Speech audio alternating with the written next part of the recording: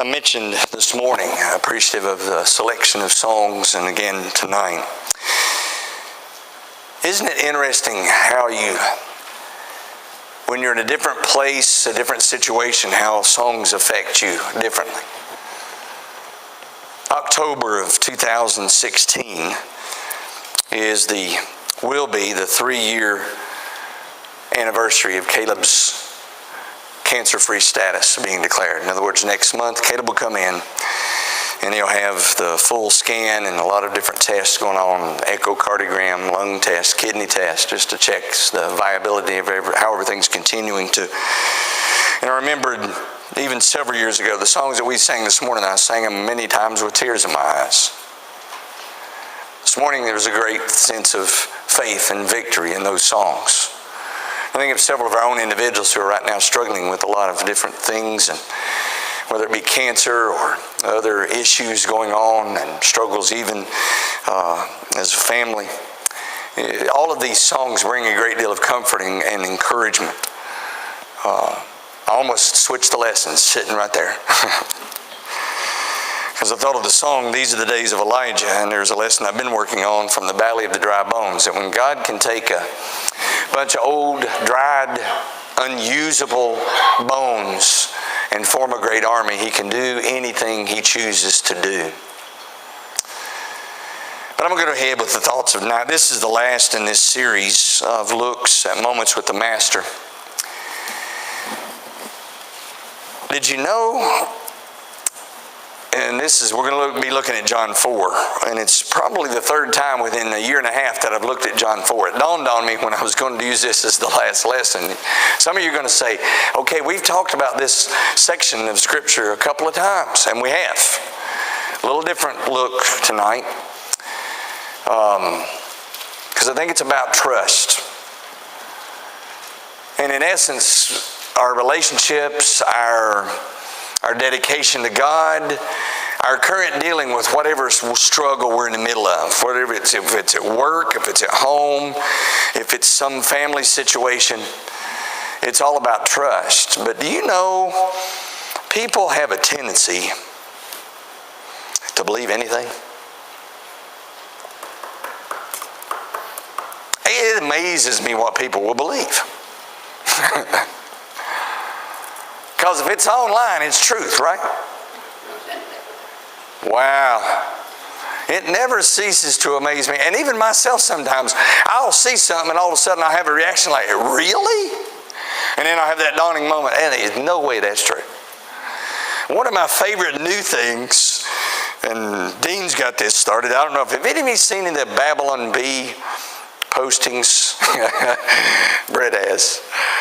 Maybe not many of the rest of you. It's a sarcastic, satirical kind of look in religious things, and things are posted that could be true, but are somewhat interesting and make you kind of do a second guess, a second thought. But it never ceases to amaze me what people believe. And through the years, historically, what people can come up and individuals will kind of jump behind it and say, yeah, let's just go with that. And it's totally crazy and non-useful at all.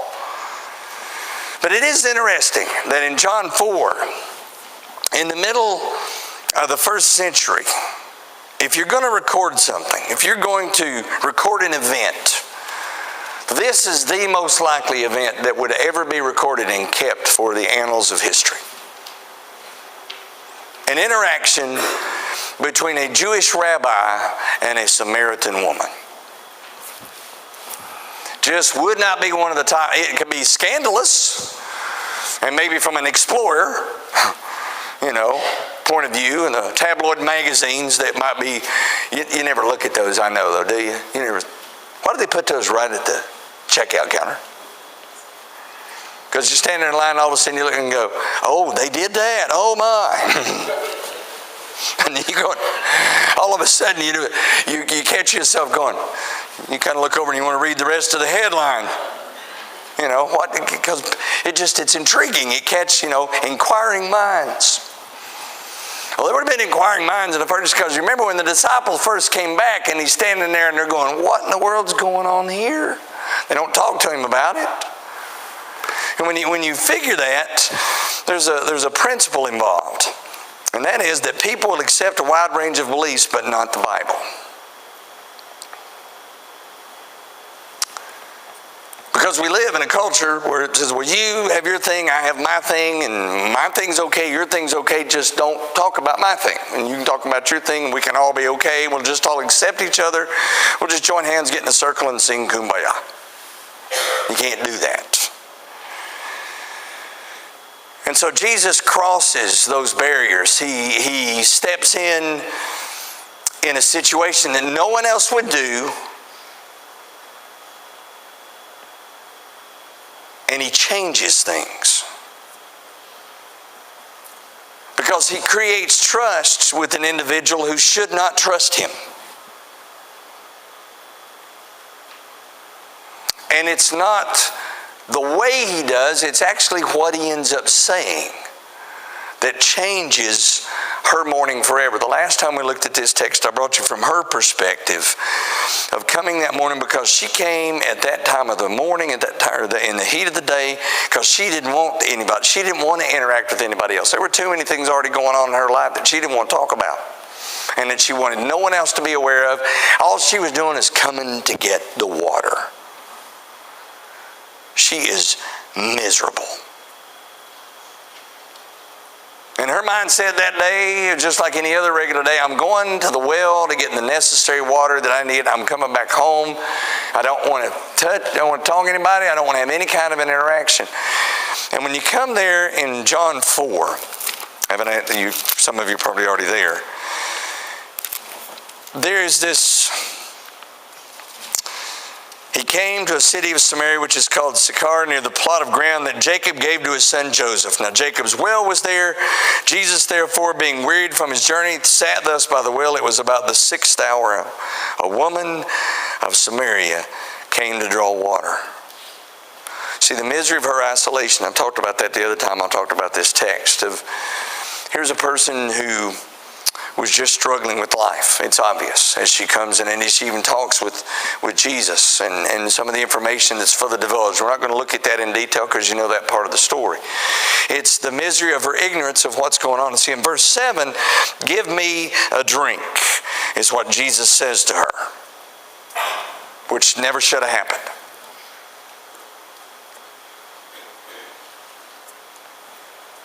And that's what, at that moment, threw her world into a kilter. I didn't come here to deal with you. I didn't come here to be here. I came here to get water. Not to get you water, get me water. Because how is it that you,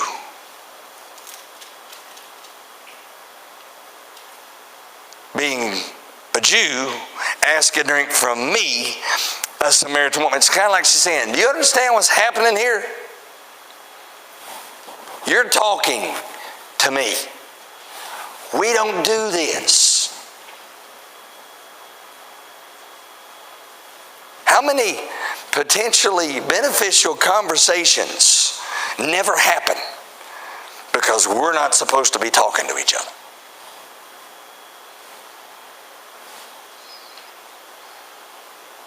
That we interrupt before it ever gets anywhere.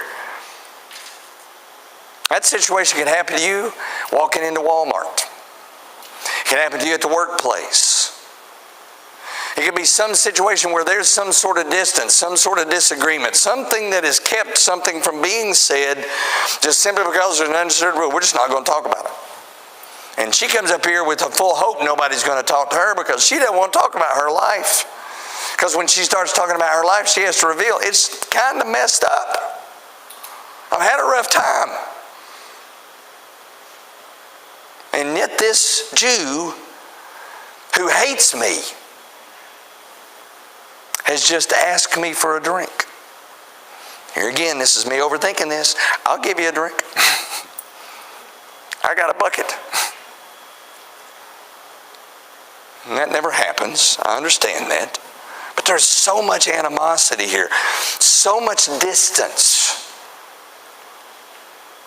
And yet Jesus says, I'm going to force you to talk to me. Because if you'll talk to me, then I'll get to talk to you. And at some point there's going to be the transition. See, there's so many inconsistencies in her story.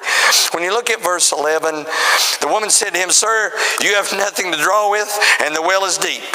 Where then do you get that living water?" Because she's confused when Jesus starts sharing with her and says, "You would ask me for a drink." And I'm sorry, but here again, I'm going into this thought process. I know it's not in the text, but in her mind going, she literally says here, "You're asking me for a drink. You're going to give me water. You're the one that's asking for water. You don't have anything to dig into the well with. You've got nothing. You're sitting by yourself by the well." Makes no sense. Because she says, "Are you greater than our father Jacob, who gave us the well?" And that question of itself, the answer would imply, well, yeah, but he didn't say that. "And drink from it himself, as well as his sons and his livestock." This well has significance. You should know that, being a Jew. Why are you here?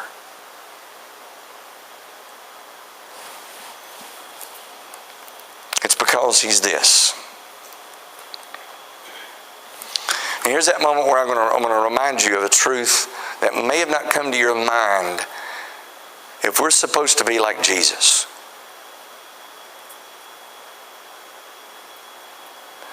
then we're supposed to be the individual that shows up in people's lives and has that conversation with them that nobody else will have. This is way uncomfortable. The whole tension going on here, Jew, Samaritan, hates. What he wants to, he knows about my life, and yet he's still talking to me. He's not demeaning me. Not one moment is Jesus, he's just talking about facts. He's not talking about judgment. He's not condemning her. She's already condemned herself. She knows. He's just having a very open conversation with her. And he does that in a marvelous way. It's because of his grace. If you know what keeps us from having that conversation with people in our lives, I'm not asking for it, I'm asking you to think about that. Sometimes, and I'm just going to play the devil's advocate here, it's because we know we're not in the same situation they're in, and that makes us better than them.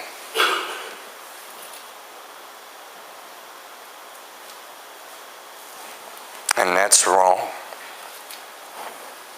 Because Paul spends an entire letter in Romans saying that we're all sinners forgiven by God. There is no person unworthy of our approach. See, this is that ultimate moment in the first century when Jesus shows there is no person unworthy of the gospel. I don't mean to remind you of this, but in that first century culture, and Jesus changed this, the lowest person in the culture would have been a woman. And even lower than that, if you can imagine, it would have been a Samaritan woman. And he spends time, significant time, letting her share her struggle and get into a discussion about worship that triggers something in her mind that she had been taught all of her life. But she would have never been reminded of that. She could have never known had he not taken that first step and said, "I'm going to talk to you because I consider you to be worth something." Every other individual of his race, every individual of his gender at that time would have considered her to be worthless. Not Jesus. You're worthy. That's his grace.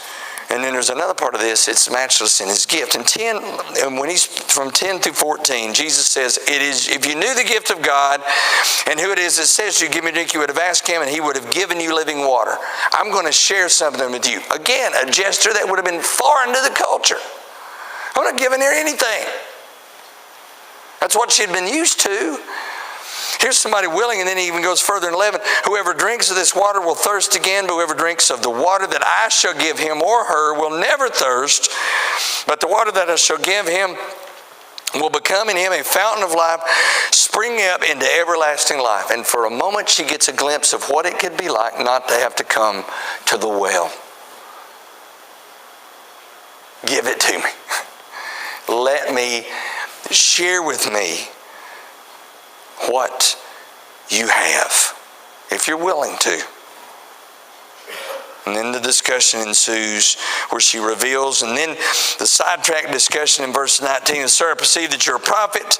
Our fathers worshiped on this mountain. You Jews say that Jerusalem is a place where we're not to worship. Jesus said to her, woman, believe me, the hour is coming when you will neither on this mountain nor in Jerusalem worship the Father. You worship what you do not know. We know what we worship for salvation of the Jews. Oh, here we go. We were doing good up until this point. He goes talking about it. Here's the advantage. Jews are better than the Samaritans. That's not what Jesus is saying. He's saying everyone's going to join. He's opening a door that has never been opened before. This is one of those moments that'll happen later as you move through Acts. And as I know you've already talked about this in the class on Sunday morning. You start out in Jerusalem in Acts chapter 2 with all the Jews from all over who have gathered to come in. And there, you move over to chapter 8, there is the Ethiopian eunuch, get into 9, the Samaritan, and all of a sudden you've got Cornelius the Gentile. And you've got Jesus saying it's going to begin in Jerusalem, it's going to go Judea, Samaria, and to the uttermost parts of the world. That was not the plan that the apostles had before Jesus. It would have been, and it will begin in Jerusalem, and it's going to stay there, and the Jews are going to always be the ones who are on top. Not including anybody else. That's why Jesus had to give the disciples a glimpse, the apostles a glimpse. This is what's going to happen. This type of conversation this is not the first time, nor is it going to be the last time you ever see this. In fact, you're going to be doing this. Do you remember when Peter was told to go to the house of Cornelius? I don't want to go to that. I've been told all my life, they're dirty. They're not like us.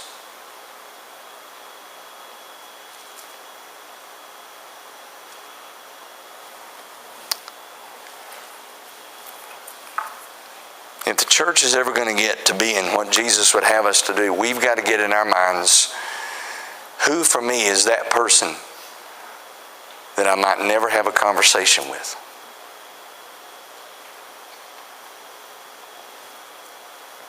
That Jesus wants me to take that step across that line for me and do what he did that afternoon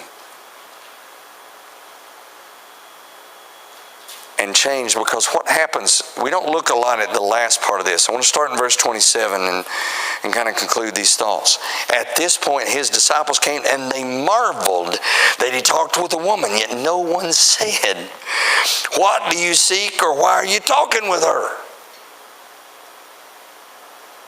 I find that interesting. In fact, the very one I would have thought would have run up to him, Peter goes, "What in the world are you thinking?" Peter, that had been me. And I know that we're not told that, but I know he must have been thinking it. What in the world? Jesus, what in the world are you thinking? That is not our goal. That's not our plan. That's not what we're supposed to be doing.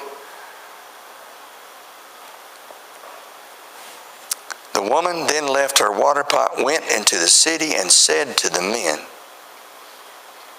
Wait a minute, this is the same woman that came in the middle of the day because she didn't want to see anybody. She didn't want to have any encounters with anybody. She didn't want to, this wasn't about having to talk about anything. She runs into the city and she tells the men, "Come see a man who told me all the things that I ever did."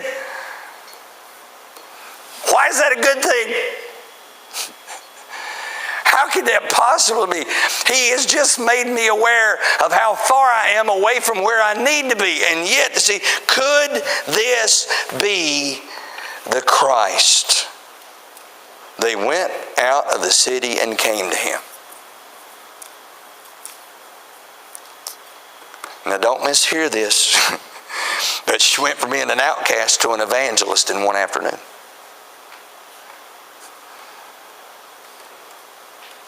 She went from an individual that didn't want to see anybody to an individual who wanted to tell everybody she saw about the man that finally talked to her.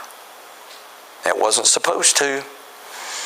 You see, there's a change in her activity. There's a change in her approach. And then in verse 29, there's a change in how she feels about Jesus. She acknowledges who he is. Could this be the Christ? And here's my only question when it's all about trust. I'll bet you there is every possibility that there's someone you know who's lost and doesn't know it. It may even be someone who's lost, and everybody is. There may even be conversations about, well, you know, somebody needs to say something to him, or somebody needs to say something to her, and nobody has. For what several number of fears? Well, it's none of our business, or it's a situation, if we say something, we're just going to make matters worse.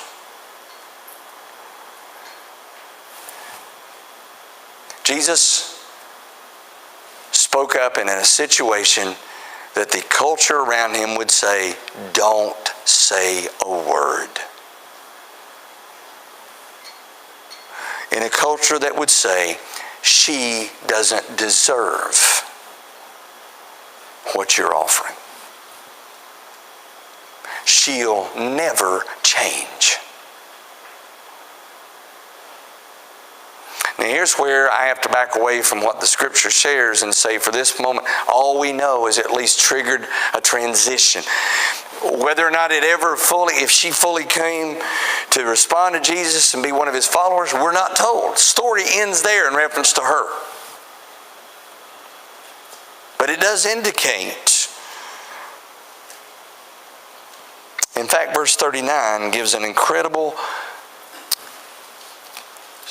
the rest of the story to what happens. And many of the Samaritans of that city believed in him because of the word of the woman who testified, he told me all that I ever did. And what I love is the Scripture says that she's given credit for bringing them to the Lord. Believe they're being responded obediently to Jesus' teaching. Verse 42, they said to the woman, now we believe, not because of what you said, for we ourselves have heard him, and we know that this is indeed the Christ, the Savior of the world. Just a bunch of men that not giving credit where credit is due. The verse right before that says, many of the Samaritans of that city believed in him because of the word of the woman. Word of what one? Word of a woman that no one else would have talked to, no one else had given the time of day, but Jesus did. Because he knew that if the right person hears the right word, it is none telling the good that can be done. That's my chat. You may be that person, that whoever you thought of when I mentioned that a while ago. You need to be the one to make that phone call, to set up that lunch appointment, to say, I want to drop by the house and talk with you a little while. That can make a difference. I can tell you that because I know even in this congregation of situations where those moments have made a difference. Where somebody stepped outside of their regular routine, where somebody stepped outside of the normal and they crossed the line that they would not normally have crossed and said something that they wouldn't have normally have said, but they said it because of the love of God and because of the compassion of Jesus Christ.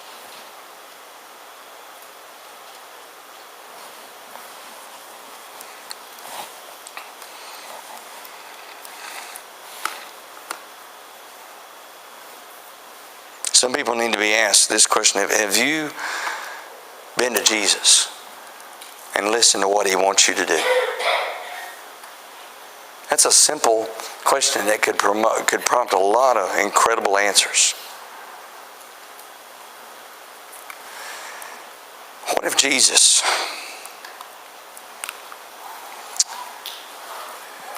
got you to a point that you told all that you did, that you realized? See, because for any of us, divulging those things that God knows that we shouldn't have done makes us really aware that if somebody's willing to hear that and still continue to have a conversation with me, then they legitimately care. We've got to be that person for other individuals. We've got to be willing to listen and then to allow God's Word to direct us into sharing with that person, here's the next step that you need to take to God's glory and to your benefit.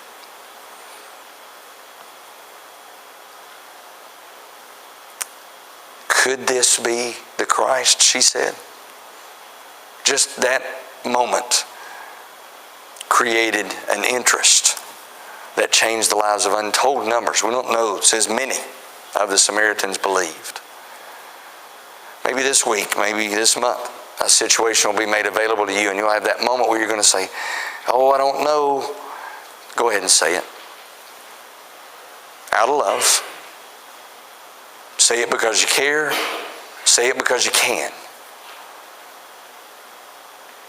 Because Jesus changed, hopefully, the life of that one Samaritan woman and the untold numbers of other Samaritans who would never have heard had He not crossed what the cultural barrier said we shouldn't talk to him or her or them.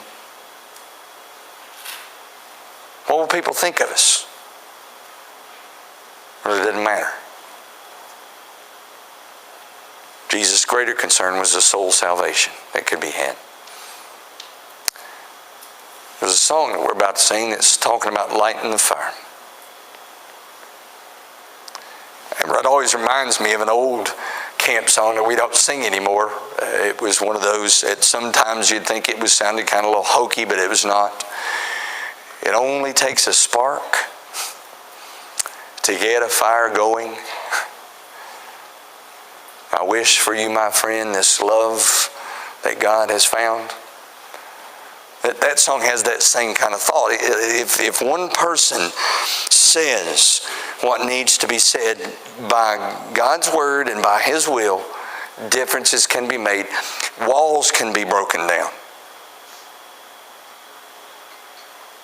An individual or families can be restored because someone unexpectedly said what Jesus said on this particular day. I've got something you need if you'll just ask me.